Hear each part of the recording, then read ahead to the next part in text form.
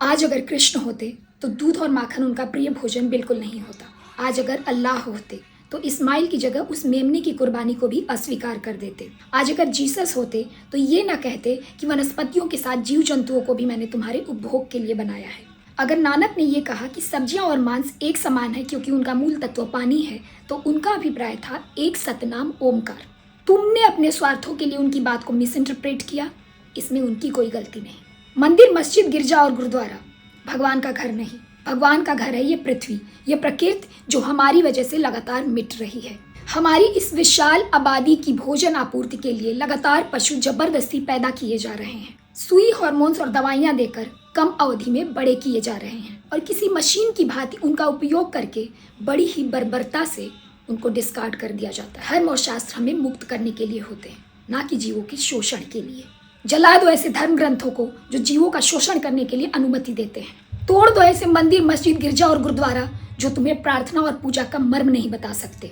अस्वीकार कर दो ऐसे प्रॉफिट और पादरी को जो तुम्हें जानवरों का खून पीना सिखाते हैं। आज आपकी थाली में रखा हुआ लेग पीस और पनीर आपकी पर्सनल चॉइस नहीं हो सकती।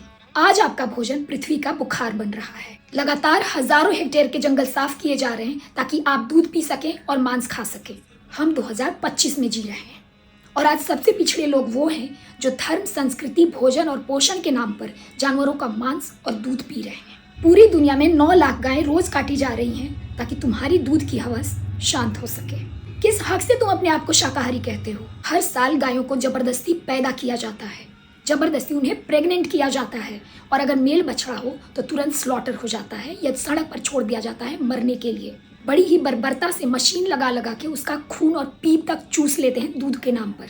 और 5-6 प्रेगनेंसी के बाद गाय भैंसों को डिस्कार्ड कर दिया जाता है स्लॉटर हाउस में, जहां उनका चमड़ा छीला जाता है जिंदा और उन्हें बड़ी ही बर्बरता से मौत दी जाती है बीफ के लिए।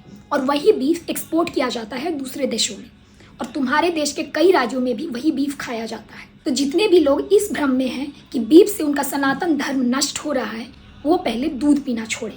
चाहे हिंदू हो या मुस्लिम, सिख हो या ईसाई, तुम अपने फेस्टिवल्स में दबा के दूध, घी और मिठाइयों का इस्तेमाल करते हो। वो दूध उन्हीं गाय भैंसों से आता है जिनका लगातार शोषण हो रहा है, जिनके चमड़ा, खून, हड्डियां, सिंग सबका व्यापार हो रहा है। अगर आज तुम दूध और दूध से बनी चीजों का सेवन कर रहे हो तो तुम उसी बर्बरता को फंड कर रहे हो। नाउ इट्स हाई टाइम कि अब हिंदू, मुस्लिम, सिख, ईसाई से ऊपर उठकर इंसानियत को अपना धर्म बनाएं, वीगन बने, पृथ्वी के लिए, पर्यावरण के लिए, जीव जंतुओं के लिए और स्वयं के लिए।